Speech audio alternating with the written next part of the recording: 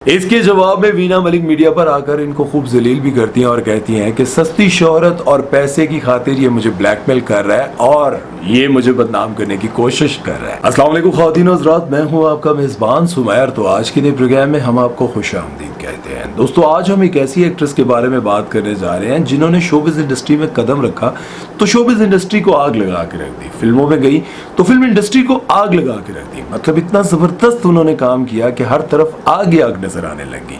उसके बाद इन्होंने टीवी की तरफ रुख किया और ऐसी मिमिक्री करनी स्टार्ट की कि किसी भी सियासतदान, किसी भी एक्टर की नकल उनसे उतरवा ले, वो कमाल की उतारती थी। और यूं इन्होंने कॉमेडी में भी आग लगा के रख दी। इनके कैरियर का इतना जबरदस्त पीक आया कि इनको इंडिया से ऑफर आई और फिर ये इंडिया चली गई। इंडिया जाने के बाद इन्होंने ऐसी हरकतें की कि इन्होंने अपने कैरियर और खुद को भी आग लगा के रख दी। मतलब ये वापस पाकिस्तान आई तो इनको वो इज्जत ना मिली। मतलब इनकी जिंदगी और इनके कैरियर में इतनी कंट्रोवर्सीज आई कि इनको कंट्रोवर्सीज की क्वीन कहा जाने लगा। और आजकल एक और नई कंट्रोवर्सी में ये फंस गई हैं। इनको एक शहरियार चौधरी नामी शख्स से मोहब्बत हो गया और उनकी जब भी ये तस्वीर लगाती हैं तो सर काट देती हैं। मतलब मेरा ये है कि सर दिखाती नहीं है, चाहे कोई वीडियो हो चाहे कोई तस्वीर हो, ये वीडियो नहीं दिखाती और कहती है कि बहुत जल्द हमारी शादी होने वाली है। और अब जब ये शहरियार चौधरी के साथ तस्वीरें और वीडियोस लगाकर लोगों को ये बताना चाह रही है कि मैं शादी करने जा रही हूँ, मुझे एक बार फिर से मोहब्बत हो गया, तो लोगों ने इन पर शदीद तनकीद करना शुरू कर दी। और लोगों ने कहा कि इनके कैरियर के पीक पर इनसे किसी ने शादी नहीं की, मोहब्बत नहीं की, अफेयर नहीं चलाया, तो अब आकर कौन इनसे मोहब्बत करेगा।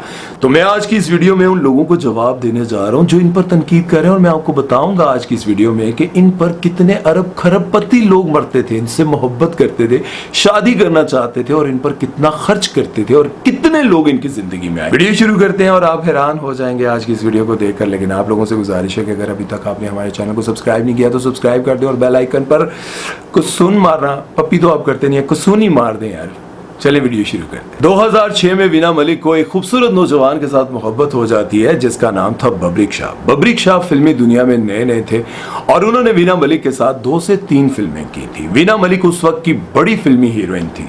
उस वक्त वीना मलिक को बब्रिक शाह के साथ मोहब्बत हो जाती है और फिर एक दूसरे के साथ इनकी मंगनी भी हो जाती है। शादी से कुछ ही दिन पहले वीना मलिक टीवी पर आती हैं और इल्जामात लगाना शुरू कर देती हैं कि बब्रिक एक ठरकी बंदा है और हर किसी लड़की से फ्लर्ट करता है, उसे अफेयर चलाता है और इसकी नजर सिर्फ और सिर्फ मेरे पैसे पर थी। बब्रिक शाह एक बड़े एक्टर तारिक शाह के बेटे हैं और यूं इनका रिश्ता जो प्यार से शुरू हुआ था नफरत पर खत्म हो गया। बब्रिक शाह के साथ मंगनी टूटने के बाद इनका अफेयर चला अदनान खान के साथ जो इनके साथ हीरो थे फिल्म मोहब्बतां सच्चियां में। फिल्म बहुत हिट हुई और खास तौर पर उसका गाना मैं जीना तेरे नाल, मैं जीना तेरे नाल,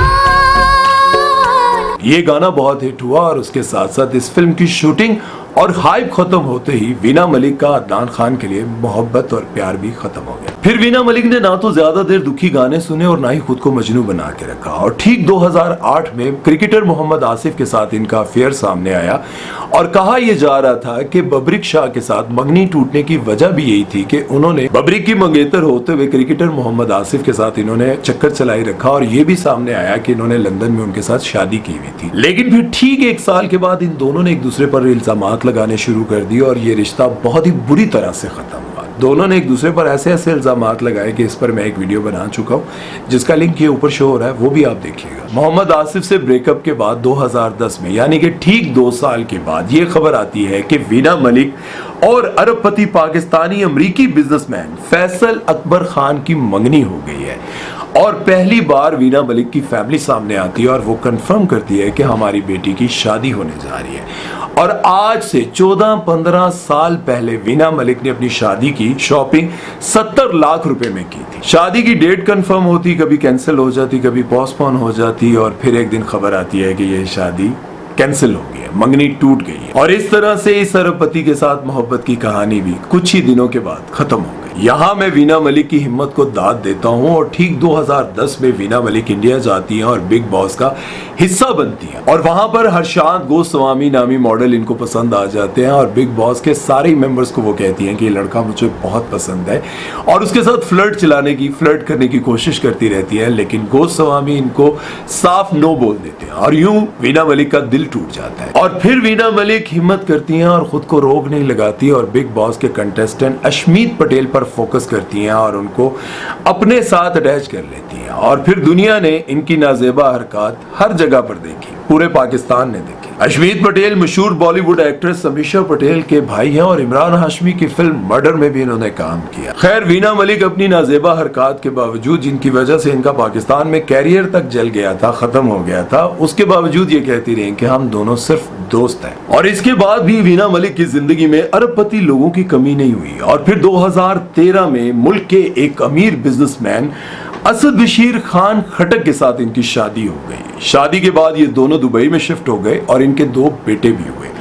लेकिन अनफॉर्चुनेटली ये शादी भी चंद साल में खत्म हो गई। दोनों की तरफ से शदीद इल्जामात, गालम गलोच का सिलसिला जारी था और एक दिन कोर्ट की मीटिंग के दौरान ये लड़ाई इतनी बढ़ गई कि वीना मलिक की वालदा ने असद को जूते तक मारे। इनकी शादी होने के चंद माह बाद ही डिजिटल मैनेजर प्रशांत सिंह ने इन पर इल्जाम लगाया कि असद खटक की बीवी होने के बावजूद ये वीना मलिक मेरे घर में रहती रही और हमारा अफेयर भी था। सबूत के तौर पर उन्होंने कुछ तस्वीरें भी शेयर की और ये भी कहा कि इन्होंने मेरा 1.5 करोड़ रुपया देना है। इसके जवाब में वीना मलिक मीडिया पर आकर इनको खूब जलील भी करती हैं और कहती हैं कि सस्ती शोहरत और पैसे की खातिर ये मुझे ब्लैकमेल कर रहा है और ये मुझे बदनाम करने की कोशिश कर रहा है। खैर, अब इनकी जिंदगी में शहरियार चौधरी साहब आ चुके हैं और मैं तो यही दुआ करता हूं कि अल्लाह ताला इनकी जिंदगी में आसानियां करे और ये दोनों एक दूसरे के साथ खुश रहें, शादी करें और बहुत जल्द आपको इनकी डिटेल्स भी सामने आ जाएंगी, मिल जाएंगी। लेकिन जो लोग कह रहे थे ना कि इनकी जिंदगी में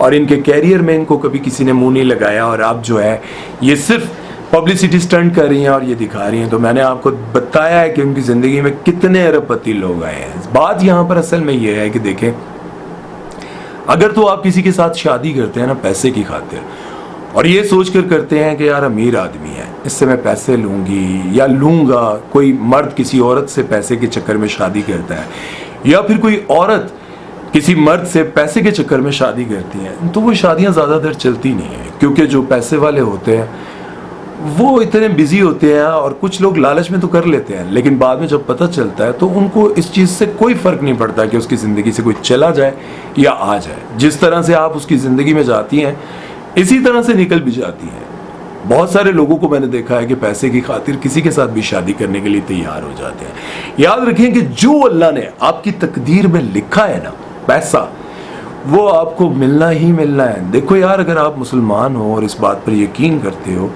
कि अल्लाह ने हमारी तकदीर लिखी है, जो हमारी तकदीर में लिखा है वो हमें मिलना ही मिलना है, तो फिर आपको हमेशा इस बात पर यकीन रखना चाहिए, आपका ईमान होना चाहिए कि आप लालच में शादी ना करें। हाँ, अगर मोहब्बत हो जाती है और कोई आपको अपनी खुशी से आपको नवाजता है, देता है, तो वो एक अलग बात है, गुनाह नहीं है मियाँ बीवी एक दूसरे का पैसा इस्तेमाल करें तो, लेकिन लालच भी ना करें क्योंकि लालच आपको जलील और रुसवा कर देती है। बहरहाल अल्लाह ताला से दुआ है कि जहाँ भी आप लोग चाहते हैं आपकी शादी हो जाए और जिससे आप मोहब्बत करते हैं वो मोहब्बत आपको मिल जाए, और जिसे आप चाहते हैं कि जिसे आप रातों को जाकर याद करते हैं, सोचते रहते हैं, अल्लाह करे कि उसके साथ आपका हमेशा हमेशा का ताल्लुक़ बन जाए और जायज़ निकाह करके। अपना ख्याल रखिएगा, दुआ में याद रखिएगा। मुझे दीजिए इजाज़त, अल्लाह हाफ़िज़।